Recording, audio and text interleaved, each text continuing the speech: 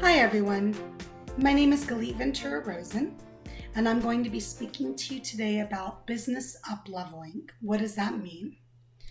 Many solopreneurs, which for me that's a business where there's just one person, might have some employees, might not, but you're really running the business pretty much by yourself.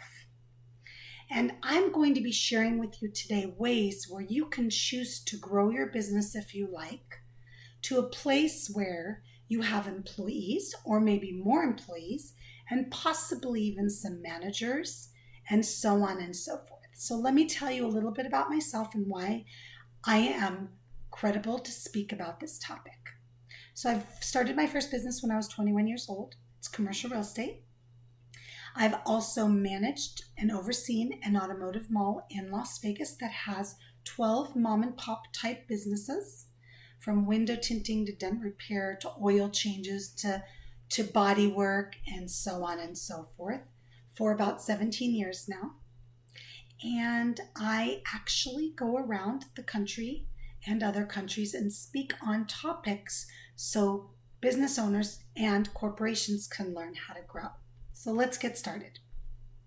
What does it mean to up-level your business? Well, I'm going to use a really simple example today so then I can show you what it means. If you are a business, let's just use automotive detailing, and you are one person, maybe two, that has your own truck, and you go out and around and you take care of people's cars, and it's just you. You might have someone answering the phone, you might not, you might just get messages. But now you've decided, I really want to grow my business. I'm doing really well. I don't have enough hours in the day to get done all the cars that want me. So what if I hired some employees? What if I hired somebody to answer the phones? What if I hired people to market? That's really what up-leveling is. So let's talk about how you do that. One of the biggest challenges for solopreneurs is delegating, is accepting and being okay with other people doing the work that they're doing, because obviously, at the end of the day, you're going to do the best work because you know what you're doing more than anybody else. But it can be taught. So, first I want you to step back and ask what your goals are going to be. Okay, that's the first thing I want you to do. What is my goal? So let's make a goal. I want to double my business in 12 months. It's pretty doable. Why not? How can I do that? Right now, I'm taking care of 5 cars a day as one person. So if I hire one extra person, I can do 10 cars a day. And I'm using the simplistic example, but please transfer this onto your business. So what will it take for me to hire another person and manage the phone calls? And you sit back and you say, okay, you write it down, because you've got to have a business plan first, guys. You've got to know if it makes sense. How much will it cost me to buy the extra equipment needed? Might be a car, might not be a car, whatever it is. How much will that cost me? How much will it cost me to pay somebody to work an additional 40 hours a week, whatever it might be? And how much would it cost me if I need somebody to maybe answer the phones? And I'm just giving you this example. Write down all the expenses associated with your business today. Then double those expenses and add the employees. And you can do this with double, triple, quadruple, whatever it might look like. Figure out a bottom line for 12 months. How much will it cost me to double my business? Okay, great.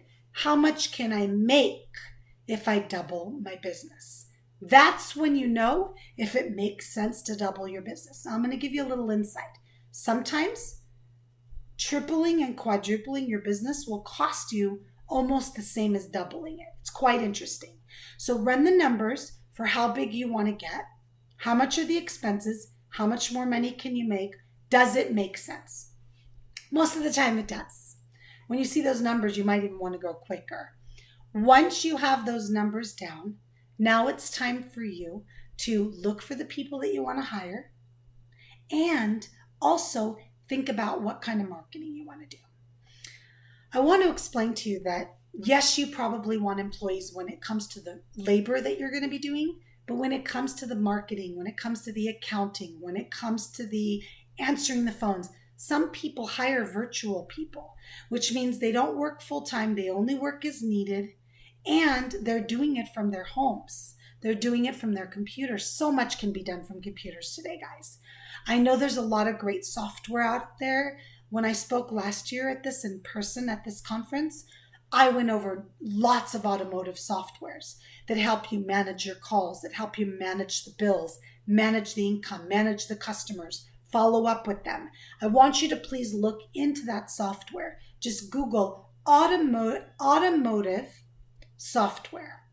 And I want you to kind of put it on the, let's see, I think it's called the CRM, the client management, might be CM, client management software, CMS.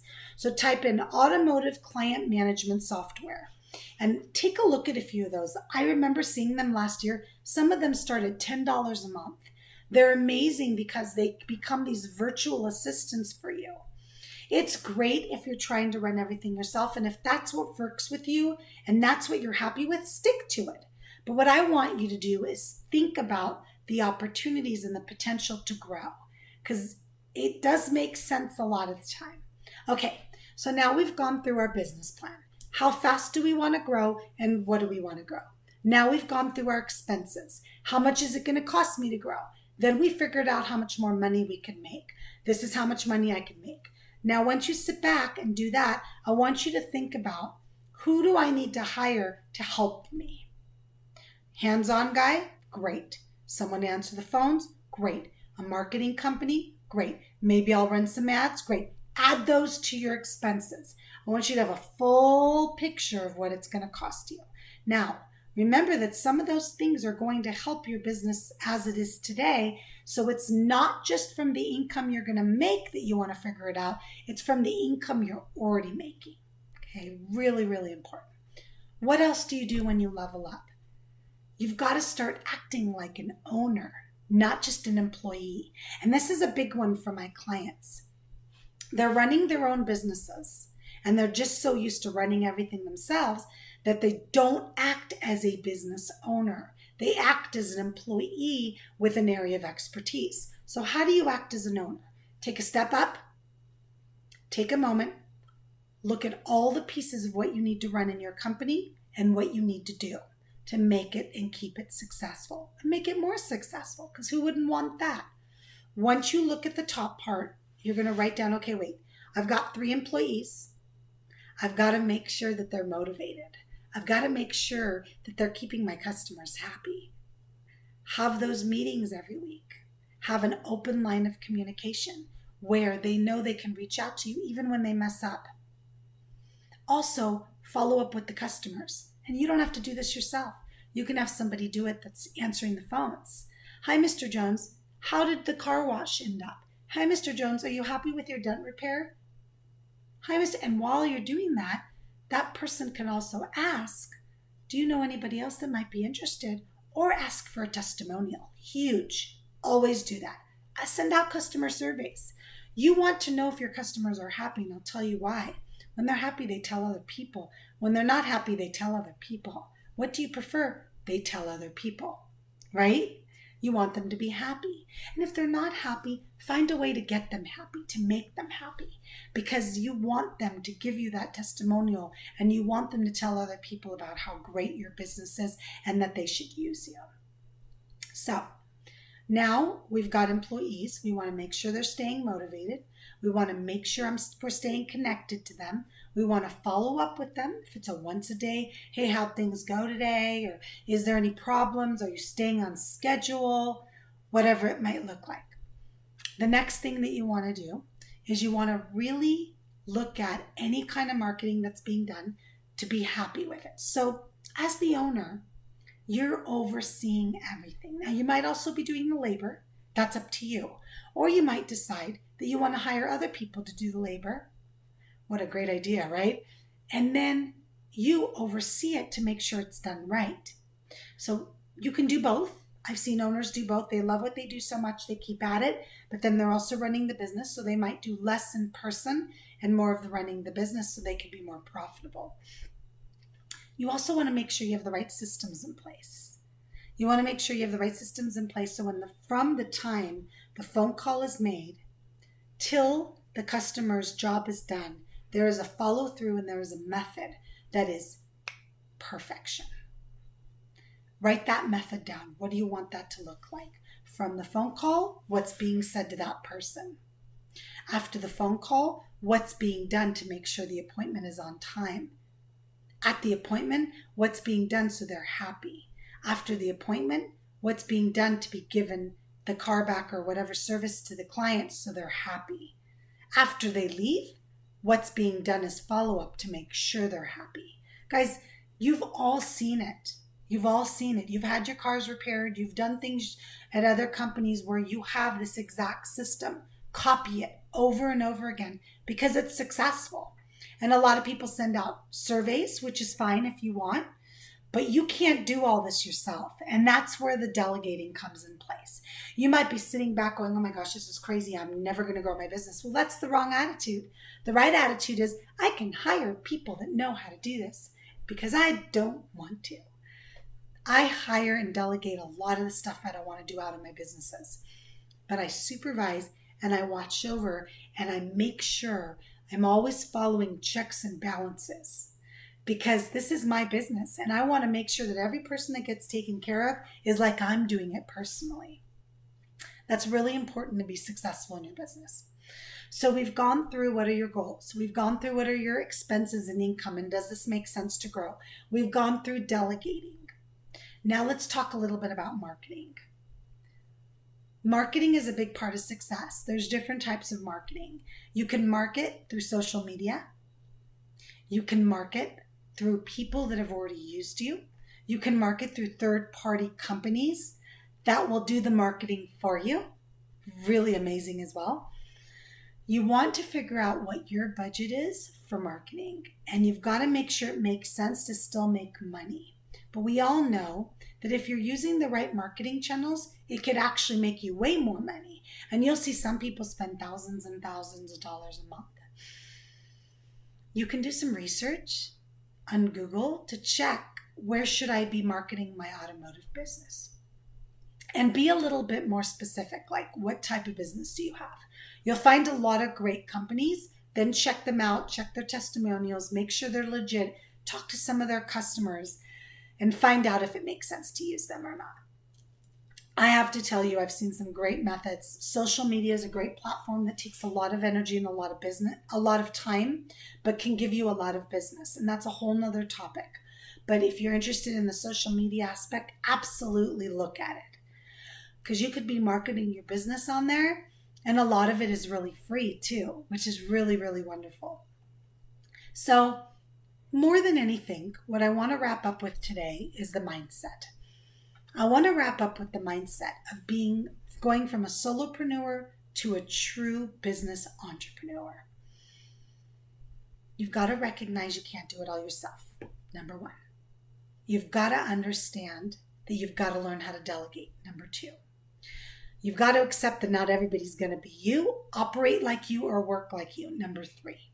But you can train them and give them the time from you. So that way they can learn the methods. They can learn what's expected of them. They can learn what your mission is with each client. So be very specific in that training. You also need to learn, number four, that your business is as organized and as strong as you are.